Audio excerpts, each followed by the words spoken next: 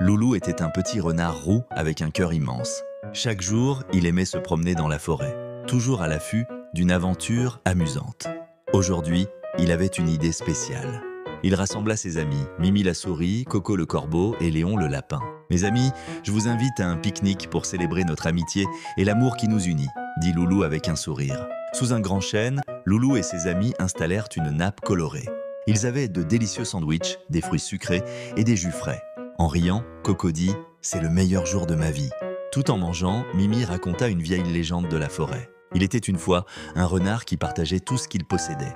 Grâce à sa gentillesse, il trouva une famille pour toujours.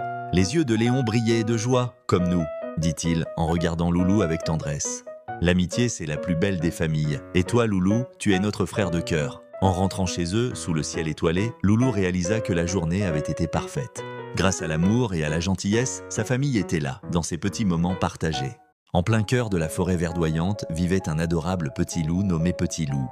Il avait un joli pelage gris et des yeux curieux qui brillaient comme des étoiles. Un matin ensoleillé, Petit Loup jouait près du ruisseau quand il trouva un chapeau scintillant posé sur une souche. « Quel beau chapeau !» s'exclama-t-il en l'enfilant sur sa tête. Aussitôt, le chapeau s'anima et une voix douce chuchota. « Ce chapeau est magique !»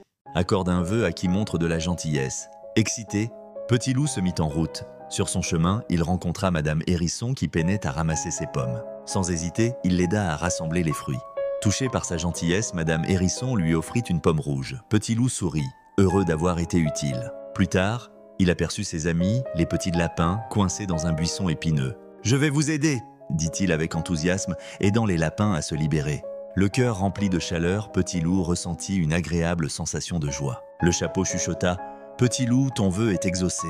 Tu as découvert le vrai bonheur. » Le jardin enchanté. Il était une fois, dans un petit village entouré de collines verdoyantes, une fillette nommée Lily. Lily avait des cheveux dorés comme les rayons du soleil et des yeux pétillants de curiosité. Elle adorait explorer les forêts et les prairies, mais elle avait un secret. Au fond de la forêt, elle avait découvert un jardin magique que personne d'autre ne connaissait.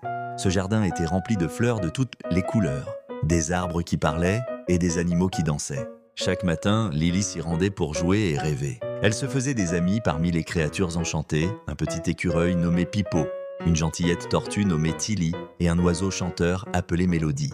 Un jour, alors qu'elle s'amusait avec ses amis, une ombre sombre passa au-dessus d'eux. C'était la méchante sorcière du village, Madame Griselda, qui jalousait la beauté du jardin. Elle avait un plan pour le détruire et voler ses merveilles. Lorsque Lily et ses amis s'en aperçurent, ils se tinrent la main et se mirent à réfléchir à un moyen de sauver leur précieux jardin. Lily eut alors une idée. « Nous devons montrer à Madame Griselda que la beauté et l'amitié sont bien plus puissantes que la méchanceté. » Ils décidèrent d'organiser une grande fête dans le jardin et d'inviter tous les villageois, même la sorcière. Ils décorèrent le jardin avec des guirlandes de fleurs, préparèrent de délicieux gâteaux et invitèrent tous les animaux de la forêt. Le jour de la fête, tout le monde était là, y compris Madame Griselda qui, au début, était mécontente. Mais en voyant la joie des enfants, les rires et les danses, son cœur de pierre commença à se réchauffer. Les villageois l'accueillirent avec gentillesse et lui offrirent des délicieuses friandises. Lorsque la sorcière s'assit à côté de Lily, elle lui confia qu'elle se sentait souvent seule et triste. Lily, avec sa douceur, lui dit « Si tu veux, tu peux jouer avec nous. L'amitié rend la vie tellement plus belle. » Ces mots touchèrent le cœur de Madame Griselda. Petit à petit, la sorcière se mit à rire et à danser. Elle réalisa que la jalousie et la méchanceté ne pouvaient pas lui apporter le bonheur.